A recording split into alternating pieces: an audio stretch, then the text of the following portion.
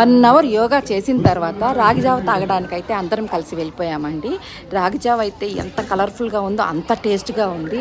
అసలు ఎలా ప్రిపేర్ చేస్తున్నారు ఏంటి అని అడిగితే వాళ్ళు చెప్పారు.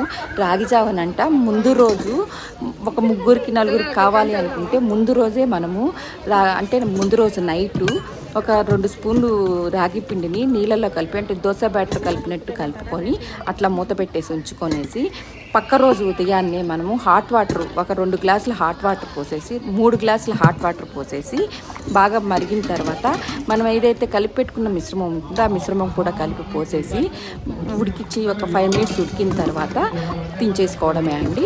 దాంట్లో మనకి ఇష్టం వచ్చినట్లు ఏవైనా వేసుకోవచ్చు. కొంతమంది పచ్చి కొబ్బరి బెల్లం వేసుకుంటారు, లేదంటే పచ్చి కొబ్బరి బెల్లము పాలు మిక్స్ చేసుకుంటారు, లేదంటే కొంతమంది మజ్జిగ మిక్స్ చేసుకుంటారు. ఇక్కడైతే మాకు స్ప్రౌట్స్ వేసి ఇచ్చారు, కొత్తిమీర కరివేపాకు కొత్తిమీర పుదీనా క్యారెట్లు లెమన్ జ్యూసు మజ్జిగతో కలిపిచ్చారు. Thank you.